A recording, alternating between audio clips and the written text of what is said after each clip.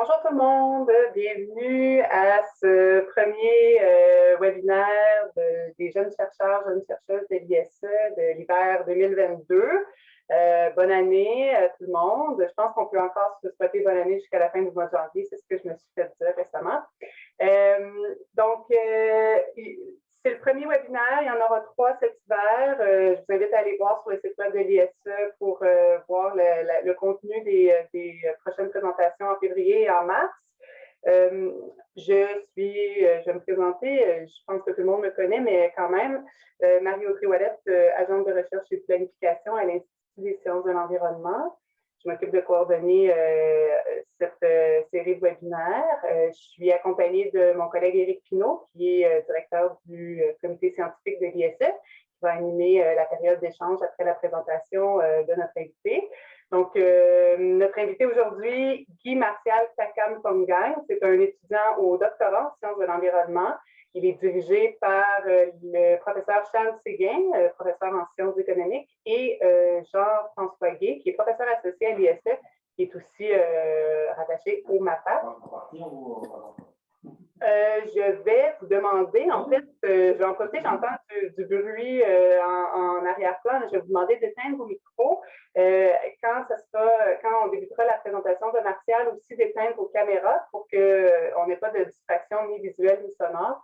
Et à la fin de la présentation, vous pourrez tout rallumer ça pour la période de questions et d'échanges, bien entendu. On est ensemble jusqu'à peu près 13h30. La présentation de Martial devrait durer une vingtaine de minutes. Puis après, on pourra discuter ensemble. Je vous signale que la présentation est enregistrée et elle sera mise en ligne sur la chaîne YouTube de l'ISE dans les jours qui suivront. Donc, vous pouvez garder vos caméras fermées si vous n'êtes pas à l'aise de figurer à l'enregistrement, mais c'est seulement la partie présentation qui est mise en ligne, donc la partie question, on ne l'inclut pas dans l'enregistrement. Je pense que ça fait pas mal le tour de ce que j'ai à dire. Martial, n'hésite pas à te présenter davantage, on ne se connaît pas beaucoup, donc je te laisse la parole et bonne présentation à tous et à toutes.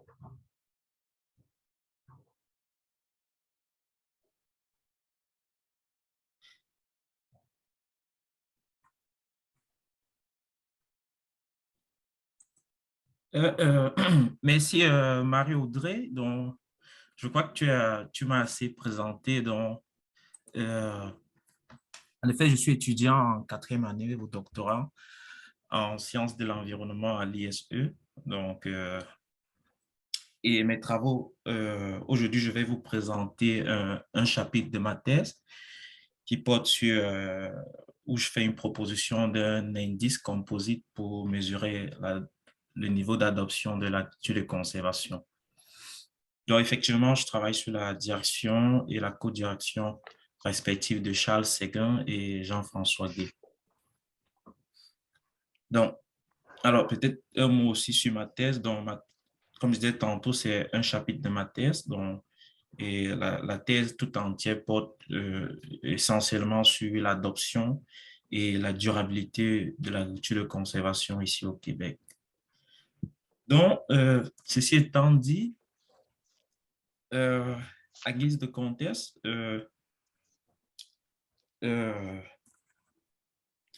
depuis, il est aujourd'hui bien reconnu que la révolution verte qu'on observait au lendemain de la Deuxième Guerre mondiale a apporté des fruits, de nombreux fruits, notamment en termes de croissance économique du PIB agricole ou de rendement. Par exemple, ici au Québec, on observe notamment dans les grandes cultures de soja et de maïs, une augmentation des rendements agricoles et même des recettes monétaires obtenues euh, euh, à partir de la production de maïs et de soja. Alors, ces rendements ou alors ces bonnes performances sont généralement obtenues grâce à des pratiques agricoles telles que le labour conventionnel et aussi beaucoup plus à la combinaison de facteurs tels que la mécanisation, les semences améliorée, donc, notamment les OGM, et aussi à l'irrigation.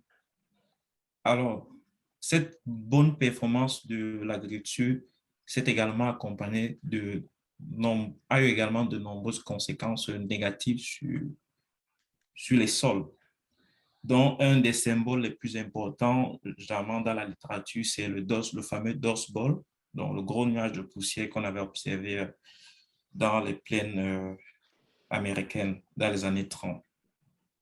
À côté de cela, on observe également l'eutrophisation des cours d'eau, donc la dégradation.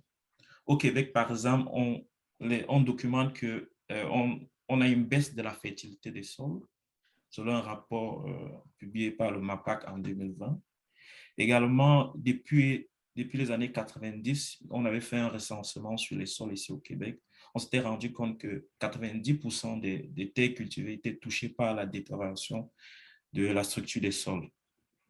Et même plus récemment, un sondage effectué par le MAPAC a révélé que la plupart des agriculteurs se préoccupaient de l'impact de l'agriculture sur la santé des sols. Donc, il est tout à fait clair aujourd'hui et tout à fait documenté aussi dans la littérature que la forte croissance qu'on a observée ces dernières années, ces dernières décennies, a eu également de nombreuses conséquences sur la santé des sols. Alors, face à cette situation, de nombreuses pratiques agricoles, à l'instar de l'agriculture de conservation, ont vu le jour. L'agriculture de conservation, c'est quoi? C'est une pratique agricole qui est caractérisée par trois principes: l'absence ou la perturbation mécanique minimale des sols, la couverture organique permanente des sols ou la rotation des cultures. Donc, cette pratique, depuis son apparition vers les années 70, donc, a vu s'est augmenté, en fait, le niveau d'adoption s'est accru au fil des années, au point qu'en 2016, environ 12,5% des terres cultivées étaient sous l'agriculture de conservation, donc ici en abrégé AC.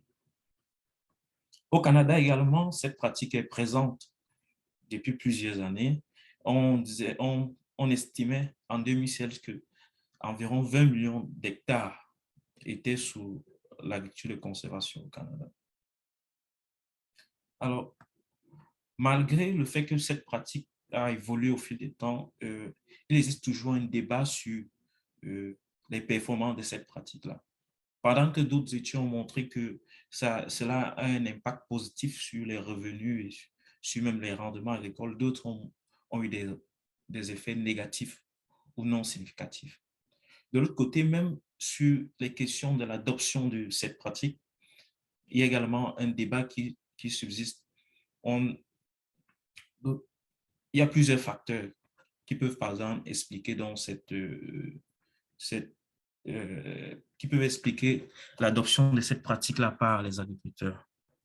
Malgré tout cela, on se rend compte qu'il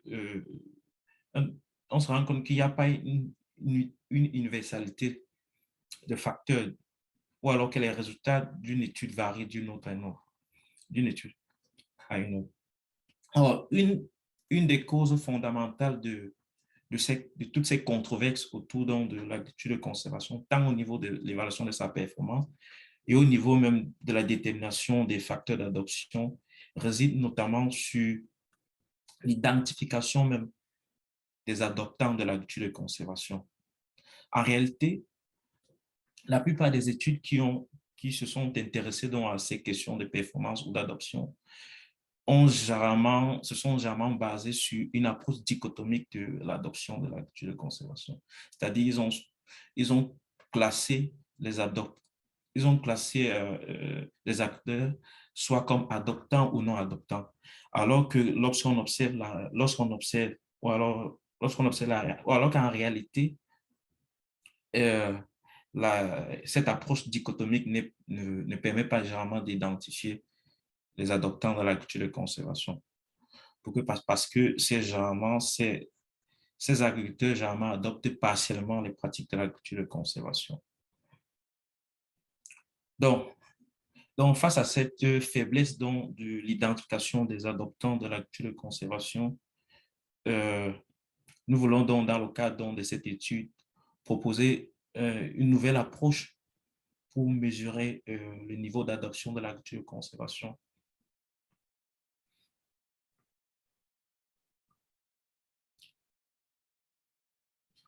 Alors, quelle est la démarche que nous avons adoptée pour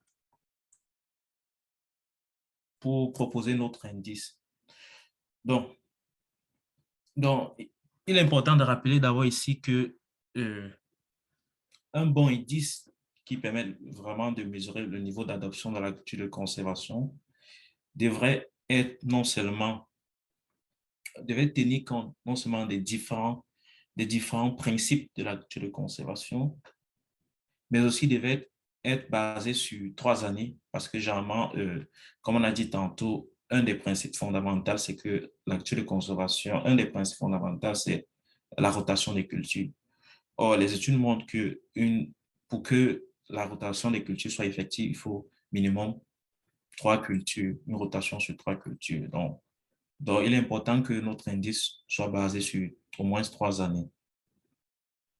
Donc, pour construire notre indice, qu'est-ce qu'on a fait? On avons supposé que un producteur N, un producteur I, autant pour moi, son champ peut se répartir en N parcelles. Donc, soit les parcelles PA1 jusqu'à PAN. Et pour chaque parcelle, on peut calculer la proportion de la parcelle. Donc, soit le rapport SAN sur le somme de SAN, donc sur la superficie totale de la parcelle.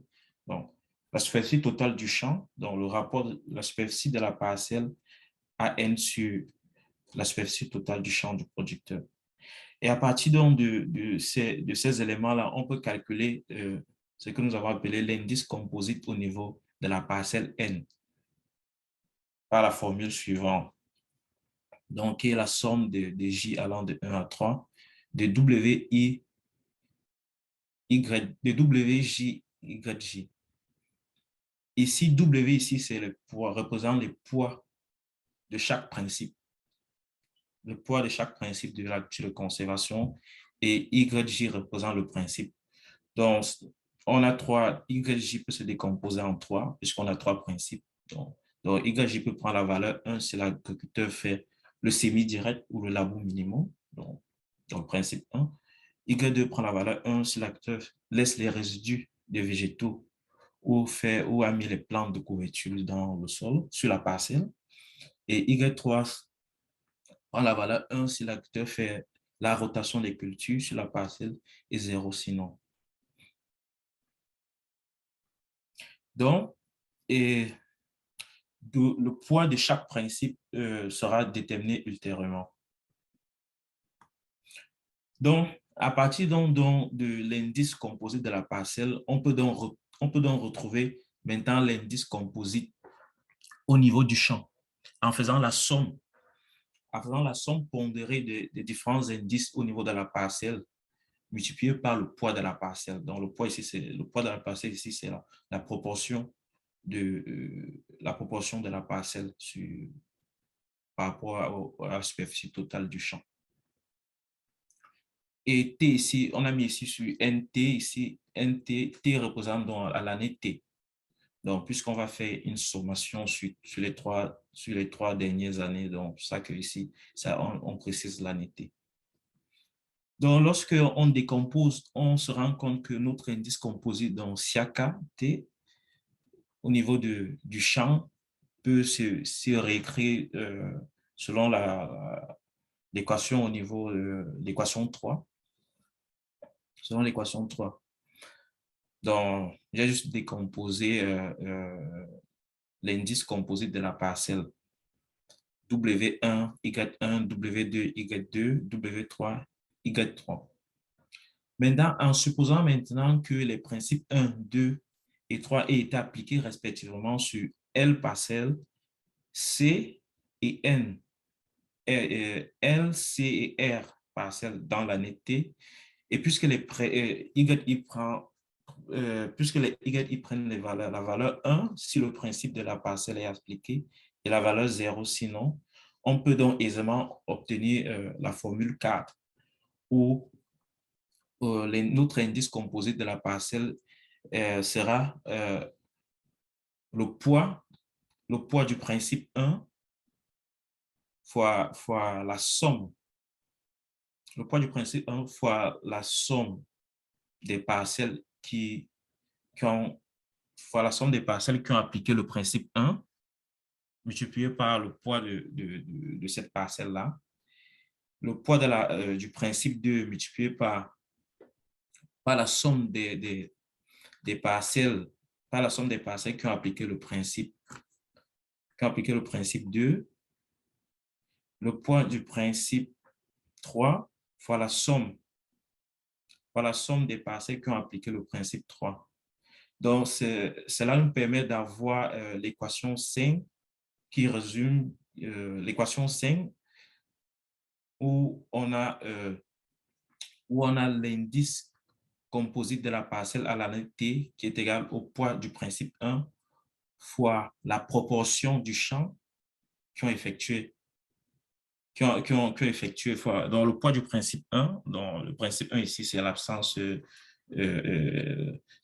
ou la perturbation mécanique minimale des sols, donc fois la proportion du champ qui a été sous ce principe-là, plus le poids du principe 2, donc le poids de la couverture permanente du sol, fois la proportion du champ qui a été sous le principe 2, plus le poids du principe 3, donc le poids de la rotation des cultures fois la proportion du champ qui a été sous ce principe-là. Donc, et ça, c'est pour l'année T. Et par la suite, donc, on peut donc obtenir notre indice composite final de la parcelle sur les trois dernières années en faisant juste une moyenne arithmétique. Donc, ici, que j'ai mis en vert. Donc, j'ai juste fait la somme pour les différentes années divisées par 3. Donc, c'est comme ça qu'on a pu obtenir notre indice composite de l'adoption de l'agriculture de conservation. Ensuite, les poids maintenant, les poids de chaque principe. Donc, ici, comment est-ce qu'on a fait nos pondérations des principes? Ici, nous, on a fait l'hypothèse que les principes, donc chaque principe de l'agriculture de conservation devrait être déterminé en fonction de leur contribution à la durabilité agricole de la pratique. Donc, c'est ainsi qu'on a on a organisé un focus group avec 8 experts donc, qui avaient plus ou moins des articles ou des rapports ou des travaux scientifiques en relation justement avec la question de la durabilité des pratiques agricoles. Donc, on a effectué un focus group par Zoom. Donc, un focus group par Zoom au courant du mois de mai. Et l'approche qu'on a utilisée pour déterminer donc ces poids, c'est la méthode AHP, Analytical Hierarchy Process. Donc, pour déterminer les poids des principes de l'agriculture de conservation. Et généralement, cette méthode, c'est quoi la méthode AHP? Donc, elle consiste à comparer, n'est-ce pas? Donc, c'est une méthode qui consiste à comparer ou alors à déterminer les poids en faisant des comparaisons par paire entre ici, en faisant des comparaisons par paire entre les critères. Donc, ici, ce sont les critères ici pour nous sont justement ces principes-là. Et généralement, la question que nous avons posée pour obtenir cette comparaison-là auprès des espèces, c'est par exemple, quel pilier entre la rotation des cultures et la couverture organique des sols permanents est plus important pour vous afin d'assurer la durabilité de l'agriculture de conservation? Donc, c'est une telle question comme ça que nous avons posée et chaque expert devait donc donner sur une note de 1 à 9. Sur une note de 1 à 9. Donc, à partir donc, de ces comparaisons-là, il il y a un certain nombre de calculs matriciels qui nous permettent donc de déduire donc, les poids des différents principes de l'agriculture de conservation. Et par la suite, pour expérimenter notre indice sur le terrain, nous avons collecté un échantillon, nous avons collecté sur un échantillon de 120 producteurs de maïs ici au Québec. Donc, et le sondage s'est fait en ligne à travers le logiciel Lime Survey au courant du mois de février à avril 2021. Alors, qu'est-ce qu'on a obtenu? Qu'est-ce qu'on a obtenu ici? Ce sont les résultats de la pondération des principes de l'agriculture de conservation. Donc, sur nos 8 experts qui ont participé initialement au focus group, seulement 5 ont répondu au sondage qui suivait justement le focus group et qui nous permettait d'effectuer, de calculer les poids. Donc, seulement 5 ont répondu favorablement. Et sur les 5, 2 ont apporté des réponses dont le rapport d'incohérence était assez élevé. Donc, c'est pour ça que sont notamment l'aspect 2 et l'aspect 3. Donc, selon Satie, donc, qui est celui qui a développé donc, cette méthode-là, il recommande de retenir seulement les aspects ou alors les informations pour ceux qui ont un rapport de cohérence en dessous de 10%. Donc, c'est la zone pour laquelle les informations des aspects 2 et 3 n'ont pas été incluses dans le travail. Donc, on a donc utilisé uniquement les informations pour l'aspect 1, 4 et 5. Donc, à partir, en combinant donc, les poids obtenus par les aspects 1, 4 et 5, on a pour l'aspect, on a, en faisant une moyenne géométrique, bien sûr, donc, pour ces 3 aspects, on a obtenu donc comme poids 58,10%. Donc, le poids que représente le principe absence ou perturbation mécanique minimale des sols, donc 58,10%. Couverture organique permanente des sols, on a obtenu 18,20%. Et rotation des cultures, 23,7%. Donc, voilà un peu les poids qu'on a obtenus pour chaque principe. Donc, ce que ça nous donne comme information, c'est que l'absence, le fait qu'on ne laboure pas le sol ou alors la perturbation mécanique minimale des sols joue un grand rôle pour l'atteinte de la durabilité agricole de la culture de conservation. Ensuite, c'est la rotation des cultures. Donc, à partir donc, de ces poids-là, nous avons donc calculé notre indice composite à l'année 2018, 2019 et 2020. Et la moyenne. Donc ce qu'on peut constater, c'est qu'en moyenne, 68%, en moyenne, les agriculteurs ont un niveau d'adoption des principes de l'AC se situe à 68%. Donc 80% des agriculteurs font une adoption partielle. De l'autre côté, on a également constaté que 1,67% des agriculteurs enquêtés ont 0 adoption. Donc, ils n'appliquent aucun principe de l'agriculture de conservation sur les champs de maïs. Et par contre, on a aussi observé que 18,33% ont une adoption totale. Donc, ils appliquent entièrement tous les principes de l'agriculture de conservation sur toutes les parcelles. de maïs. Bien évidemment, ça, c'est pour la durée qu'on a observée, c'est pour les 3 dernières années.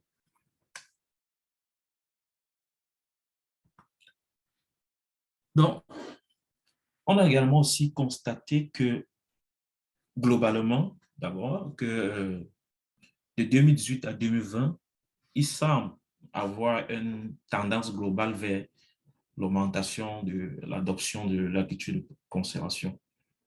Ça, c'est de manière globale. Mais malgré cette globalité, si on observe quand même une diversité, donc il y a une diversité dans les agriculteurs, il y a une certaine dynamique, diversité dans l'adoption des pratiques, dans l'adoption de l'agriculture de conservation. Un des constats, c'est que si on prend par exemple 8,33% des agriculteurs ont un train ascendant, donc une tendance ascendante, donc 8,33%. Donc, c'est-à-dire qu'ils augmentent leur niveau d'adoption de l'agriculture de conservation au fil des ans. Par contre, 7,50% ont une tendance descendante. Donc, donc, pendant les 3 dernières années, ils ont diminué leur niveau d'adoption. Bon, a priori, on pourrait dire que cela signifie quoi?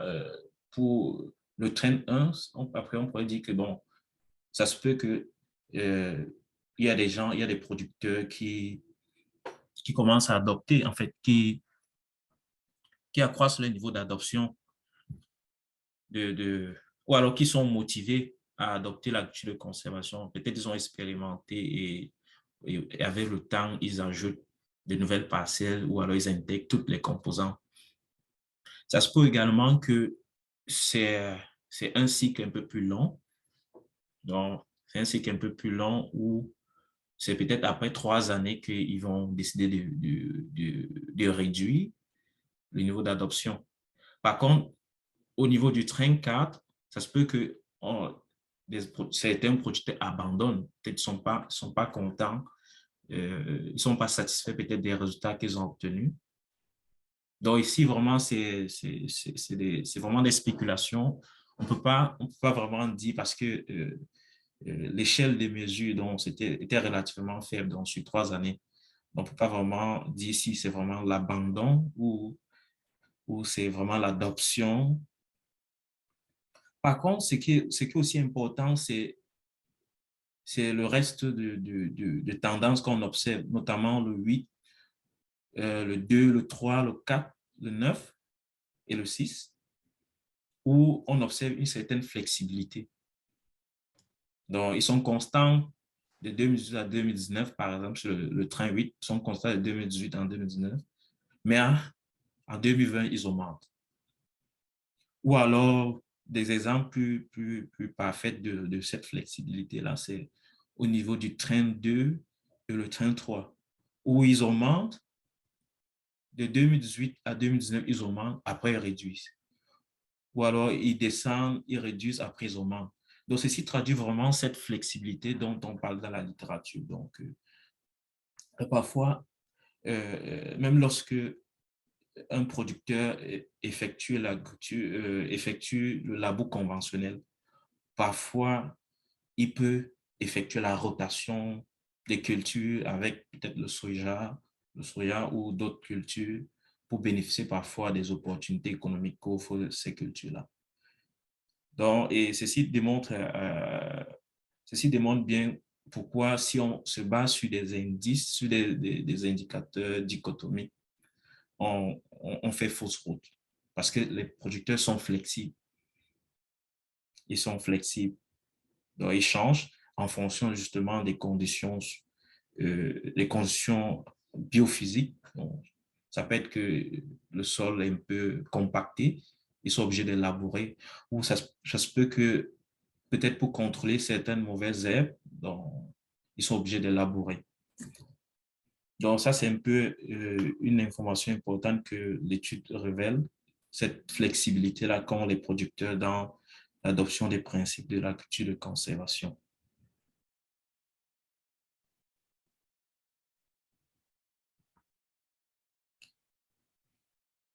Donc, donc ici, justement, on a essayé un peu de comparer notre indice composite de l'adoption de l'actu de conservation avec justement euh, l'approche dichotomique, dont l'indicateur binaire.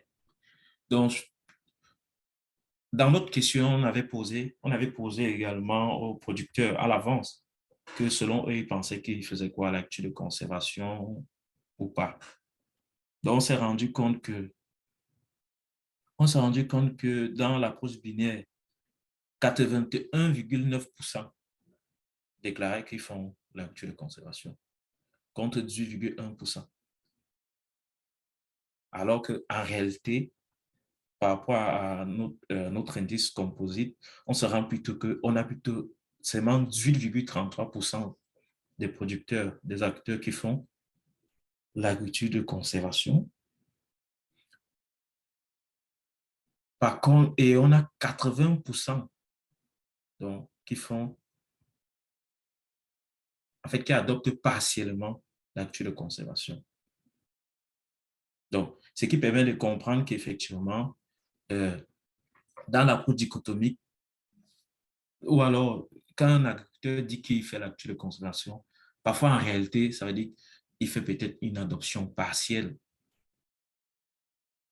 Une adoption partielle. Donc, ça veut dire que si on va se baser sur l'indicateur binaire, on va faire fausse route. Donc, on n'aura pas, véritablement le niveau d'adoption réel parce que beaucoup sont des adoptants partiels.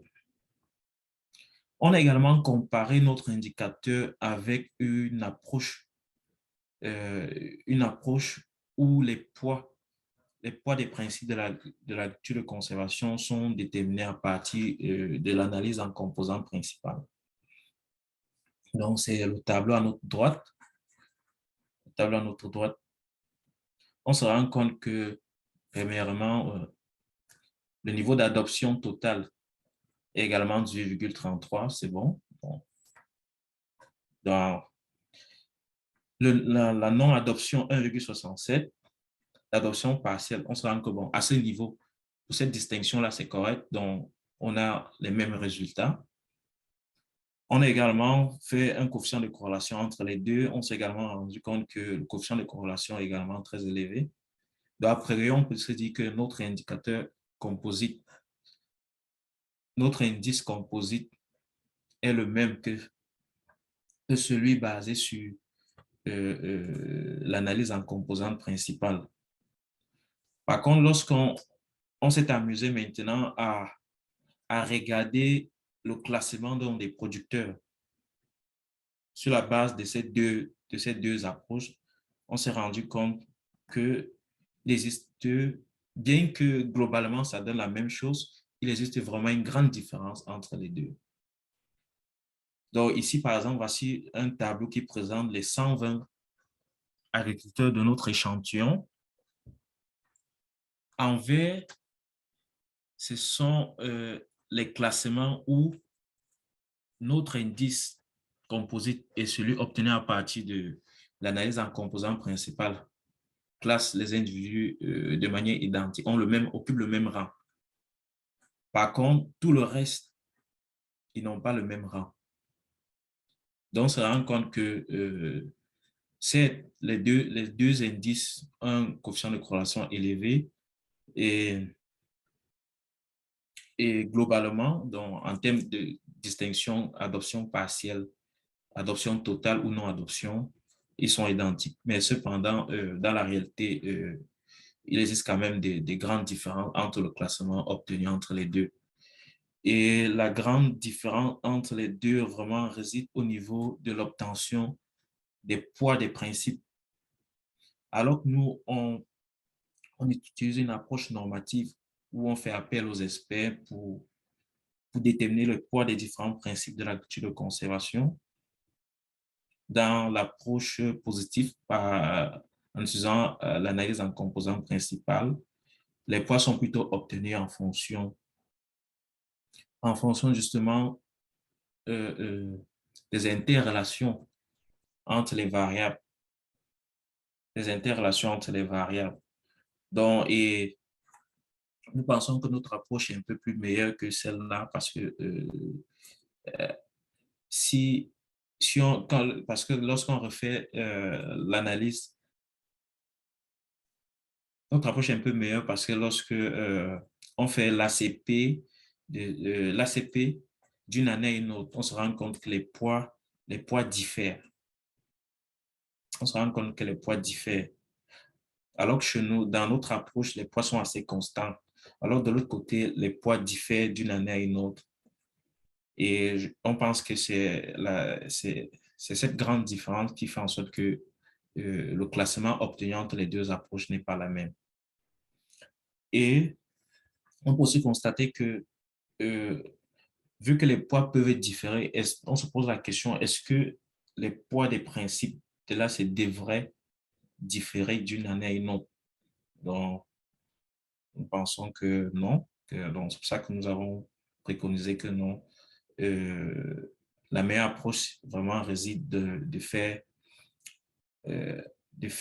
d'obtenir les poids des principes de l'AC, l'actu de conservation, à partir de leur contribution réelle à la durabilité de la pratique agricole.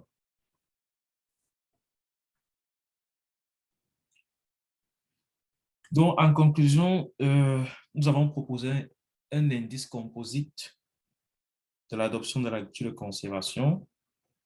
Et nous avons également constaté que la plupart des producteurs font une adoption partielle de l'AC et non une adoption totale. Et que aussi beaucoup d'agriculteurs sont flexibles en ce qui concerne l'adoption de la culture de conservation. Donc, et nous pensons avec l'indice que nous proposons, cela permettrait effectivement de mieux discriminer entre les producteurs. Donc, et un tel indice peut être intéressant pour les programmes de conservation des sols. Donc, si on veut rémunérer les producteurs en fonction de leur niveau d'adoption à l'actuelle conservation, notre indice peut être justement un indice très intéressant pour permettre donc de ne pas pénaliser, de vraiment rémunérer en fonction de l'adoption réelle. Donc, merci pour votre bien aimable attention et merci également pour les commentaires et les questions.